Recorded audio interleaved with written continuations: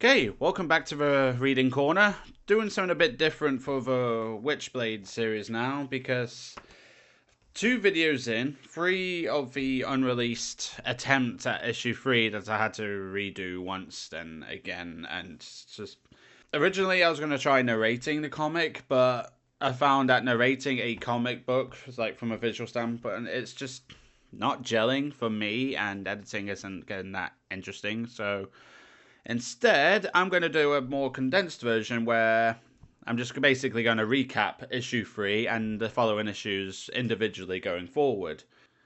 So, in a new format for this channel, welcome to the recap.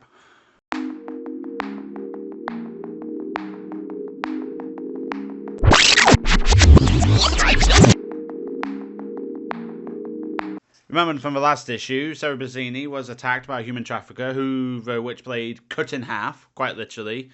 So the issue literally starts with her cleaning up the body and basically stuffing it in a fridge. You know, get in there. Get in there. After that, she goes back to the police station. She gets reinstated from her suspension. We meet the police captain, in her words, her dad's best friend on the force before he was betrayed. He reinstates, basically he's a dirty cop. Most of them are, apparently. She goes back and she's back on the force. She meets up with her partners, Michael and Nicole. She finally shows them the Witchblade, not quite explaining what it is. They just assume it's a tracker that the human traffickers slapped on her, though they do realise rather quickly that there's something weird about it. She goes to see the women that she rescued from the human traffickers in the hospital. They give her some bona fide speech about how we are property and blah blah blah blah blah. It's a good speech in reading. I'm not going to go so far as to discredit it, but ultimately it's hinting at there's some other... They basically traded one prison for another, so that leads to Sarah Bazzini sort of hiding out in the hospital to keep an eye on things overnight.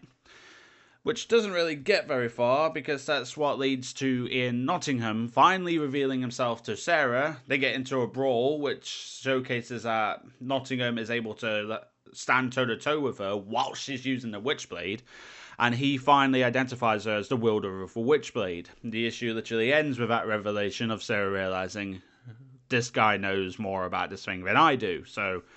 Yeah, these videos are going to be rather short if I'm going to do an Mishra issue, but they're going to be a lot simpler than how I've been doing it, because I tried narrating and telling the story, and to a degree that worked, but it's just... Yeah, for a comic book it's not easy, so I'm just going to jump to this new format. Should be shorter, quicker, easier, and... allow you guys to digest each individual issue and inspire you to go out and read it for yourself as well, I should hope.